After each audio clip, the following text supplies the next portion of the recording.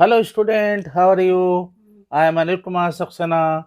Welcome in my YouTube channel as per classes by Anil Saxena. Dear student, today I am starting very important and interesting topic complex number and quadratic equation. आप number से भली भांति परिचित हैं। आप previous class में भी different number system के बारे में आप पढ़ चुके हैं। रियल नंबर बेसिकली जो होते हैं वो होल नंबर्स, नेचुरल नंबर के बारे में आपने पढ़ा हुआ है, इंटीजर्स, रेशनल नंबर और irrational number. The whole number we will study. In whole number starting with zero, number one we have to study starting with the zero. थोड़ा सा मैं आपको ब्रीफ डिस्क्रिप्शन देना चाहूँगा इसके बारे में, क्योंकि ये जानना हमें ज़रूरी है कि नंबर सिस्टम हमने जो पढ़ा था उस नंबर सिस्टम में हमारे क्या क्या चीज़ ज़रूरी हैं. तो नंबर सिस्टम में हमने सबसे पहले होल नंबर की बात कर रहे हैं. तो स्टार्टिंग विद जीरो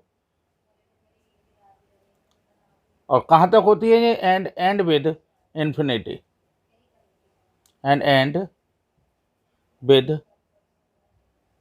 इनफाइनाइट.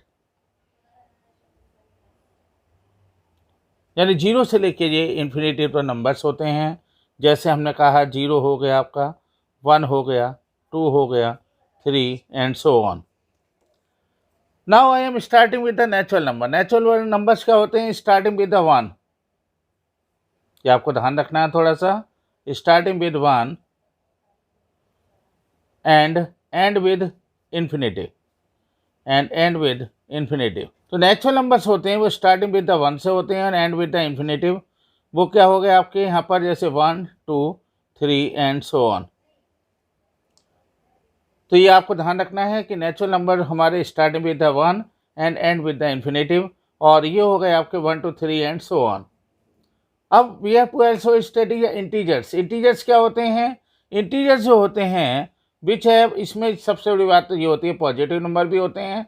तो which have positive, negative and also the zero. Negative and also zero. ध्यान रहेगा आपको. जैसे मैं आपसे बात करूं इसके एग्जाम्पल की, तो मैं लेना चाहूँगा यहाँ पर -2, -1, 0, और यहाँ हमने ले लिया +1, +2 और 3 and so on. Rational number होते हैं. रेशनल नंबर्स क्या होते हैं? Rational number are the numbers. ये नंबर कौन से होते हैं? विच है P and Q form, P upon Q form. जो पी अपॉन क्यू की फॉर्म में होते हैं वो होते हैं रेशनल नंबर. ये क्या हो सकते हैं? इंटीजर्स हो सकते हैं. ये इंटीजर्स के साथ फ्रैक्शन हो सकते हैं. फ्रैक्शन के अलावा ये टर्मिनेटिंग हो सकते हैं.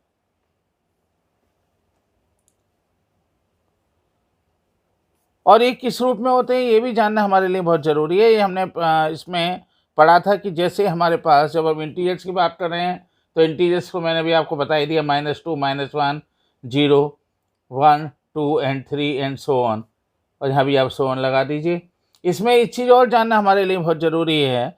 हमने लिखा हुआ है यहाँ पर जो फ्रैक्शन रूप में, जैसे आपका 3/8 हो गया. और टर्मिनेटिंग जो होते हैं आपके, टर्मिनेटिंग का मतलब क्या होता है? जो नंबर रिपीटेशन हो. जैसे हमने ये लिया यहाँ पर पॉइंट, यहाँ पर ले लीजिए आप 0.14289, ओके, 114 फिर 289, यानी ये नंबर क्या हो रहा है? रिपीट हो रहा है. तो ये क्या नंबर कहलाएगा? रेशनल नंबर कहलाएगा. और रेशनल नंबर के अलावा हमारे पास, जैसे हमने अभी आपसे बोला यहाँ पर 1/3 ले लीजिए आप, पॉइंट आपका यहाँ पर ले लीजिए 3 ले लीजिए 0.3. तो ये सब नंबर क्या कहलाते हैं? ये नंबर कहलाएंगे हमारे रेशनल नंबर. तो हम यदि ब्रीफ में कहें तो इस वाला रेशनल नंबर जो होते हैं पी अपॉन क्यू फॉर्म में होते हैं. इंटीजर्स के रूप में हो सकते हैं, ये जो है फ्रैक्शन रूप में, और टर्मिनेटिंग रूप में. ये भी हमने पढ़ा था. साथ में हमने ये बताया कि जैसे मैंने आपको बता दिया इंटीजर्स रूप में है तो ये होगा -2, -1, 0, 1, 2, 3 एटसेट्रा. इसी तरह से जब रिपीटेशन की बात कर रहे हैं हम, टर्मिनेटिंग और रिपीटिंग, तो रिपीटिंग में क्या है? जैसे मैंने लिखा हुआ है 14289, 14289 एंड सो ऑन. डेसिमल रूप में है आपका 0.3 में हम यदि पॉइंट को हटाएंगे तो 3/10 आ जाएगा, और ये भी हमारा पी अपॉन क्यू फॉर्म में ही रहेगा. Non terminating and non repeating वो नंबर क्या कहलाता है? हमारा इरेशनल नंबर कहलाता है. जैसे कि 1 पॉइंट मैंने लिया 41, 42, 13. आप देख रहे हैं ये जो हमारा रिपीट नहीं हो रहा है। रिपीट होगा तो हमने ये पढ़ा रेशनल नंबर होता है, रिपीट नहीं होगा तो वो हमारा इरेशनल नंबर होगा। इसमें अलावा हमारे पास ये है, जैसे हमने ये कहा √3 हमारा हो गया, √5 हो गया, ये सब जो हमारे नंबर हैं, या पाई हो गया, ये सब हमारे इरेशनल नंबर हैं। तो ये बेसिकली सब नंबर्स क्या कहलाते हैं, ये हमारे रियल नंबर्स कहलाते हैं। अब हम बात करेंगे कॉम्प्लेक्स नंबर से रिलेटेड। जब इन नंबर्स के बारे में हमने अच्छी तरह से जान लिया, अब कॉम्प्लेक्स नंबर क्या है इसका अध्ययन हमें जरूर करना है। और डियर स्टूडेंट, हमने ये देखा कि जो क्वाड्रेटिक क्वेश्चन की हमने बात करी थी प्रीवियस क्लास में, वो हमने ये कहा था कि form of the quadratic question जो होती है वो किस रूप में होती है, a² + bs + c के रूप में होती है। ये इसकी पहचान है। क्वाड्रेटिक इक्वेशन का जब हम फार्मूला देखते हैं तो this will be equal to x = -b + -√b² - 4ac/2a। अब इसमें क्या होती है, कुछ कंडीशन है जो हमें देखनी है। इन दो कंडीशनों के बारे में हमने अच्छी तरह से पढ़ लिया था, केस 1 और केस 2। जब मैं ये कहता हूँ कि d = 0, यानी b² माइनस जो होता है b² - 4ac, ये हमारा क्या होता है d, और d यदि हम ये कहें b² - 4ac = 0 है, या d = 0 है, तो डेफिनेट सी बात है हमें बच्चा -b + -2a, यानी हमें जो है रियल और इक्वल रूट प्राप्त होते हैं। रियल एंड इक्वल रूट, दो ही हमें इक्वेशन में रूट मिलेंगे, रियल एंड इक्वल रूट। ये ध्यान रखिए कि यदि d = 0 होगा तो हमें ये कंडीशन बनेगी। लेकिन यदि हमारा d जो है वो > 0 है, मान लीजिए हमें ये कह दूँ कि b² - 4ac मेरा 4 आ जाता है, 4 आने पर इसका मतलब इसके जो रूट होंगे वो कितने होंगे, +-2 होंगे। अब जब +-2 होंगे तो डेफिनेट सी बात है कि +-2 हैं, तो हम ये कह देंगे कि डिफरेंट रूट हमें प्राप्त होंगे। तो इसका मतलब हम ये कहेंगे कि यदि ये जो है यहाँ पर हमें जो मिलेंगे वो डिफरेंट रूट मिल जाएंगे। और जब डिफरेंट रूट हमें मिलेंगे, डिफरेंट रूट क्यों मिल रहे हैं, चूँकि आप देख रहे हैं वैल्यू क्या आ रही है, +- है। अब जब +- है तो हमें डिफरेंट रूट मिलेंगे। और तीसरा है हमारे लिए जो सबसे इम्पोर्टेंट है कि यदि हमारे d की वैल्यू यानी b² - 4ac जो है उसकी वैल्यू यदि माइनस हो, यदि उसकी वैल्यू माइनस हो, यहाँ ध्यान देने वाली बात ये है डियर स्टूडेंट, जो सबसे इम्पोर्टेंट है हमारे लिए, कि यदि हमारे पास b² - 4ac की वैल्यू 0 है, b² - 4ac की वैल्यू <0 है, तो आप क्या करेंगे, आप यही कहेंगे ना x = -b, और ये हो जाएगा ±√-1। चूँकि 0 से कम होगा तो -1 में जाएगा वैल्यू, और जब -1 में जाएगी वैल्यू तो डेफिनेट सी बात है, और अपॉन 2a हमारा चल ही रहा है यहाँ पर।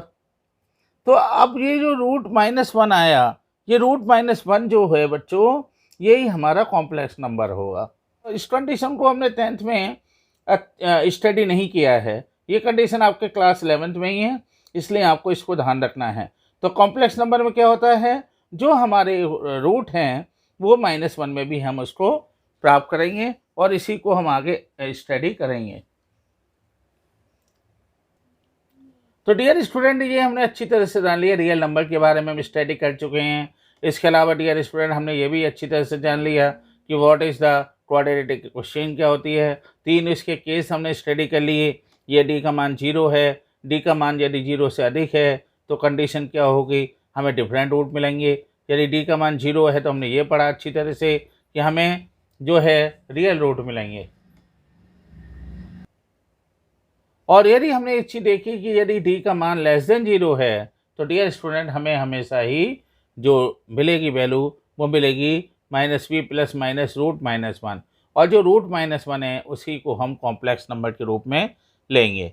तो कॉम्प्लेक्स नंबर के बारे में ही हमें अच्छी तरह से स्टडी करनी है। तो यदि मैं ओवरऑल आपको बोलूँ तो कॉम्प्लेक्स नंबर क्या है, complex number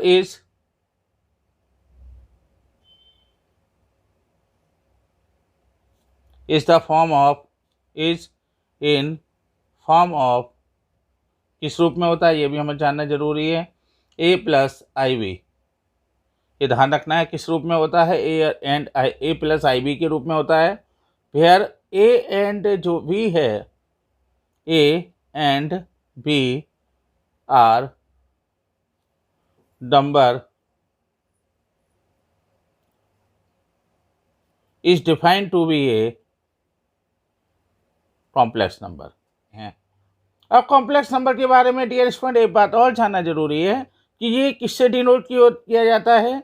it is denoted by Z, ये भी जानना जरूरी है आपके लिए। It is denoted by Z. अब इसमें एक चीज़ हमें ध्यान रखनी है कि कॉम्प्लेक्स नंबर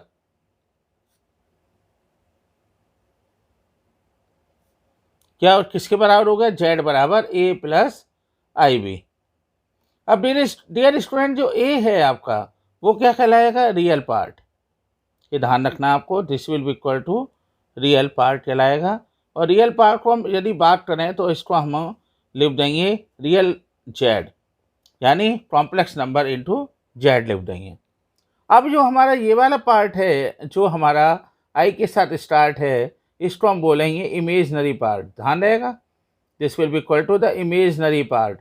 इमेजनरी पार्ट जो है उसको हम बोले हमेशा ही आई एम से रिप्रेजेंट करेंगे, और आई एम इंटू जेड का मतलब हो गया imaginary part of the complex number.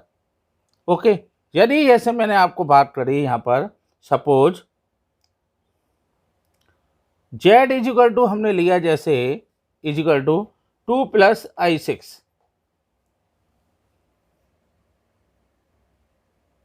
तो ये हो गया 2 plus i6। Can you tell me what is the real part? Real part is the 2, तो I can write down R E into Z is equal to 2। What is the imaginary part? Imaginary part is equal to imaginary part of the complex number is equal to 6। अब इसमें जो हमारे लिए जानना है, जो हमें लिए सबसे इम्पोर्टेंट है, here root -1 I is equal to root -1 is a. ये क्या है? ये एक ग्रीक वर्ड है, ग्रीक का वर्ड है, और जिसको हम बोलते हैं आयोटा। सही है, Greek word known as iota. ध्यान रखना आप उसको, नॉन एज आयोटा का ही हमें पूरा जिक्र करना है, आयोटा। सही है, किसको बोलेंगे हम? आई इज इक्वल टू रूट -1 को एक ग्रीक वर्ड से रिप्रेजेंट करेंगे, जिसको हम आयोटा से रिप्रेजेंट करना चाहेंगे या करते हैं। तो डियर स्टूडेंट, हमने अभी ये पढ़ा कि आई इज इक्वल टू होता है रूट -1। इसको और सिंप्लीफाई कर लेते हैं। मैं स्क्वायरिंग कर रहा हूँ दोनों ओर, तो मैं स्क्वायरिंग करके ये लिखूँगा ना, आई स्क्वायर इज इक्वल टू हो जाएगा -1। ओके, स्क्वायरिंग यदि मैं करूं तो आई स्क्वायर बराबर आ जाएगा -1। तो इसका मतलब हम ये कह सकते हैं कि जब भी आयोटा होगा उसकी वैल्यू को, आई स्क्वायर की वैल्यू को हम -1 लिखेंगे। अब इसमें कुछ इंटरेस्टिंग फैक्ट के बारे में बताऊंगा मैं आपको। इंटरेस्टिंग फैक्ट क्या है कि मान लीजिए जब हमने इसमें आयोटा को हम कंटिन्यूस आयोटा ले लेते हैं, इफ बी टेकन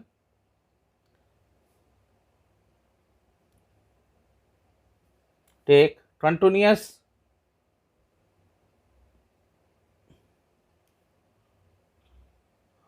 जो हम कंटिन्यूस आयोटा लेंगे उसका जो सम होगा, कंटिन्यूस आया तो sum of iota is equal to always 0। ध्यान रखना, always 0। Sum of iota is equal to always 0। Sum of iota मतलब यदि हम कंटिन्यूस ले रहे हैं, जैसे मैंने लिया आई स्क्वायर ले लिया, उसके बाद i3 ले लिया, i4 ले लिया, ओके, एंड i5 ले लिया। यदि हम इसको देखें तो I square is the common, common लेने पर ये क्या आ गया 1 प्लस आई, प्लस ये हो गया कितना आपका आई बचा, और यहाँ पर कितना आया, यहाँ पर आई की पावर 2, ये आया प्लस आई की power 3। Can you tell me what is the value of the I square को? अभी ऐसे रहने देते हैं। ये हो गया 1 प्लस आई स्क्वायर बराबर अभी हमने पढ़ा आयोटा का स्क्वायर इज इक्वल टू होता है -1, और ये कितना होगा, आई की पावर 3 को हम लिख सकते हैं आई की power 2 into I. This will be equal to I square into 1 plus I minus ये कितना हो जाएगा -1, और again I square is equal to -1, तो ये माइनस का आई। यदि आप ध्यान से देखें तो इसका मतलब यही आपकी वैल्यू आ जाएगी, यानी 1 से 1 कैंसिल हो जाएगा, आई से आई कैंसिल हो जाएगा, और this will be equal to 0। तो हम ये कह सकते हैं कि सम ऑफ जो आपकी कॉम्प्लेक्स नंबर है या आयोटा की वैल्यू हैं उनका यदि हम सम करें तो हमेशा ही 0 के बराबर होगा।